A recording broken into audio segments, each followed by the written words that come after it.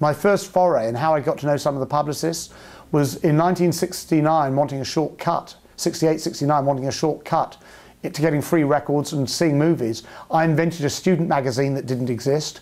The magazine was called Fallout, nuclear, radioactive, I thought it would be a cute name, Fallout magazine, and I was Paul Klein.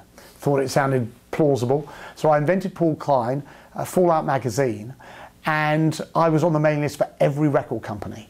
And I got free records, and I found an easy way to get through this because you'd phone them up and you'd bore them endlessly on the phone. So, did you read my review of the Moody Blues?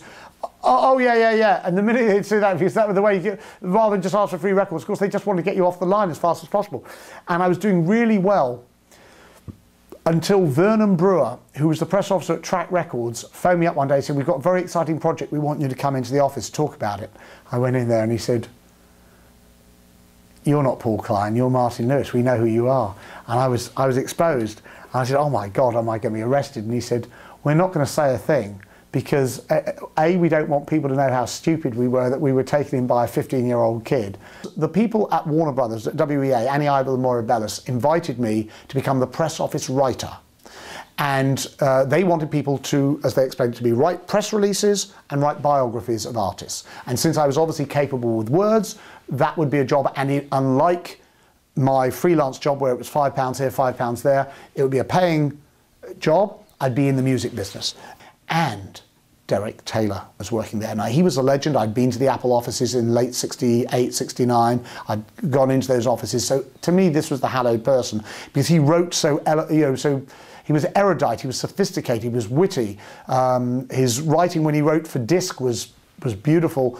I just knew who he was and I wanted to be near him. As a consequence of which, once I worked there, his office was very close to the press office. I spent all my time there. I was sat at his feet, listening to his stories whenever I could. I mean, I managed to get my work done, but I wasn't interested in the press office. I wanted to be around Derek Taylor. And he introduced me to Nat Joseph, Nathan Joseph, the head of Transatlantic. Derek, who was a mentor to me and wonderful, warm, generous, and stayed a friend till he passed away in '97. So I was introduced to Nathan Joseph. Nat Joseph, Transatlantic Records, was a small indie label. Now, that means nothing today. Indie labels everywhere. The kid watching this right now has got an indie label. If he's got a Mac or a PC and knows how to make a CD, he's got an indie label. In 1973, there weren't independent labels. There were a couple of folk labels like Topic, but there weren't independent record companies. Transatlantic Records was an idiosyncratic maverick company. It was formed in 1961 by this guy, Nat Joseph, who was a Cambridge graduate, went to America and saw folk music and jazz and blues and was fascinated. These days, of course, we call it roots. But what it was, they hadn't even used the word that, but it was the roots of the music. It was folk, jazz, blues.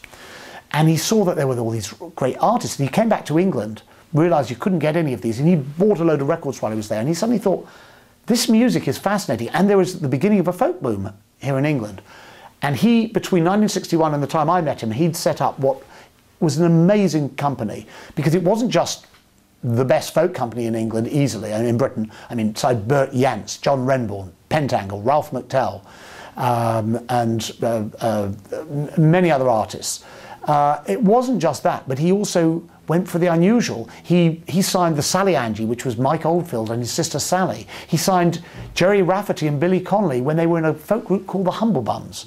He had an eye and an ear for talent, and he didn't care if they were going to have to hit singles. Of course he wanted hit singles, but he didn't care if he didn't get them. That wasn't the raison d'etre. It was around the beginning of the albums time, so he knew that there were albums to be sold. So he was interested in, most of all, he was interested in the music that he liked and that he was passionate about. And if it wasn't something he was passionate about, but somebody else in the company was, he'd be open to that too. But he was interested in passion. And he figured if there are some people passionate about it, then there will be others passionate about it. But I'd rather have something that people believe in rather than just sign 20 pop singers and just record them and try and hope for a hit single. But I didn't want to be a press officer. I wanted to do what Derek Taylor had done. I wanted to see the whole picture of an artist and only have 3 or 4 artists to work on at a time instead of working on a roster of 20. I didn't like the idea of that. And I liked the idea of picking just those artists, and then being involved in everything. Nat Joseph was savvy enough to realise that controversial things would also grab attention. He signed the Fugs. And released the Fugs in England. He signed Mick Farren and the Deviants, who were, I guess, the British equivalent of Lou Reed or Iggy Pop, I think would be a better idea. They were proto-punk. We put out the Uncle Meat album by Mothers of Invention, Frank Zappa. Warner Brothers didn't want to put that out in England. It was considered too risque. So Lenny Bruce albums. Nat Joseph did the deal to put out Lenny Bruce. Nobody wanted to handle the Lenny Bruce stuff. So we were doing some amazing recordings. Transatlantic was an independent record company. It had its own distribution, own pressing and its own distribution. The labels modelled themselves on Transatlantic. Island Records. Island Records, Chris Blackwell claims it was around from 59 or 61, 62. Island Records was a production company and doing a few little reggae records or blue beat records until 67 when it was a proper record label. Before then it was a production company. All the Spencer Davis stuff and Millie was licensed to Fontana. They were not released on Island Records. On one occasion, I remember that one van rep had no less than 3 vans broken into and emptied out.